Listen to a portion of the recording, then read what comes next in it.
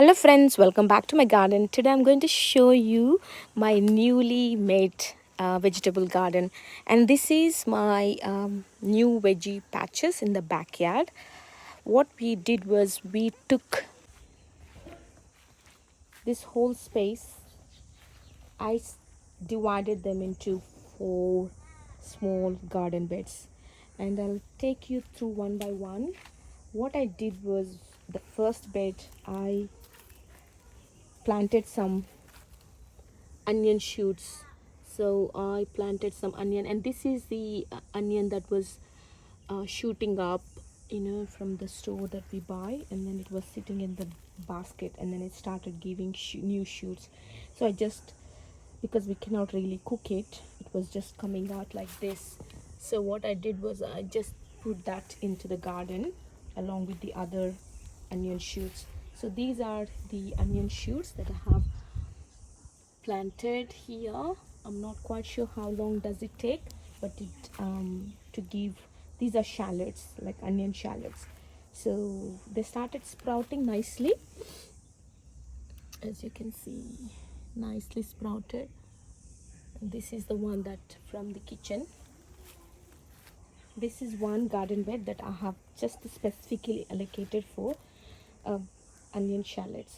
And what I read was that snails and slugs do not attract onion shallots. They don't like the smell of onion shallots.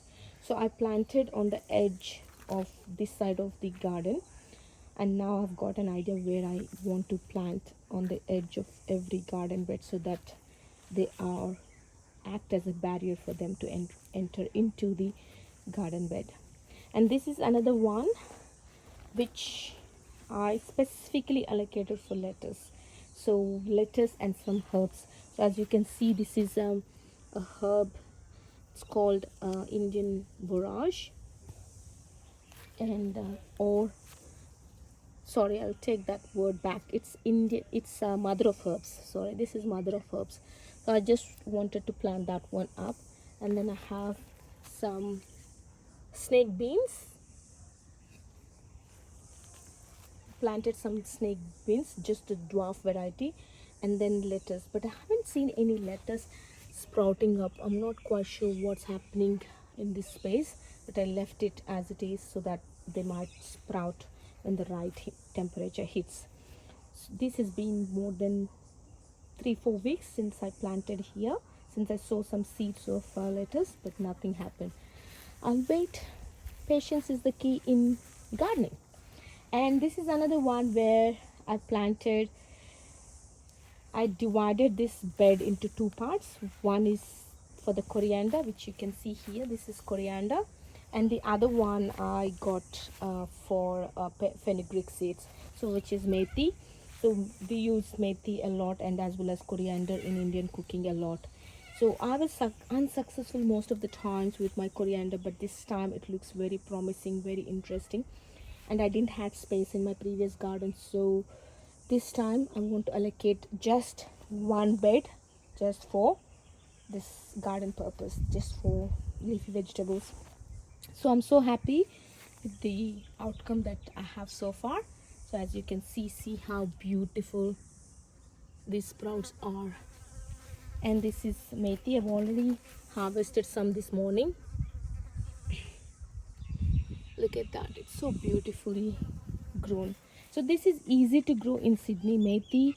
And for coriander I don't really say it's easy to grow. For some it is easy, for some I'm not sure why it doesn't grow well sometimes, because in the past I tried, but it was not really successful. So this is the northeast side of the house, and I've got some trees around the fence, so that this space doesn't get much sun during the day because of the shade of these plants in the neighborhood. So that's why, probably because coriander and methi may not require lots of sun. They do, but then not like really too much sun on top of them. And this is sorrel. I have just planted one bed because sorrel spreads with the roots. And this is, can you imagine this one? What I did was, it was in the pot and it was not giving much produce in the pot, as you know. And then what I did was, I pulled out the pot, and then pot was almost like root bound. So I tried to take one out, and then it had lots of little shoots around it. So I took those shoots and then I started planting them separately. And look at that, how nicely they are growing now. So this would be enough for a family of 4, I believe. So I planted one just for sorrel, and I've also put some companion planting, onion, shallots, and then tomato I planted here because I thought tomato goes up, which I have, like, two layer gardening. So one layer goes up and the other one, because sorrel won't grow up, so it's like just like a ground cover, and the leaves are always chopped. So that's why I thought, okay, I'll leave this one for the second layer of garden. And I want to plant here tamarillos. So in one each bed, tamarillos uh, can go in this garden because they can grow nicely and they can give shade, because sorrel also loves heat, but it doesn't really like too much sun directly focused on them. So I think these garden beds I have allocated based on the position of the sun as well in my garden. And then here you see my beauties. These ones are rare variety chrysanthemums. As you can see, one is sprouting. It's a very beautiful, it's called Baltic salmon variety. And this I'm not quite sure, I'm just waiting for it to bloom, because we moved from the old house to this new house, and all of them, whatever we marked, I think they're all wiped off for some reason. So yeah, I'm just waiting for these to bloom. Hopefully they give nice, add nice color to the garden. So this is one side of the garden bed.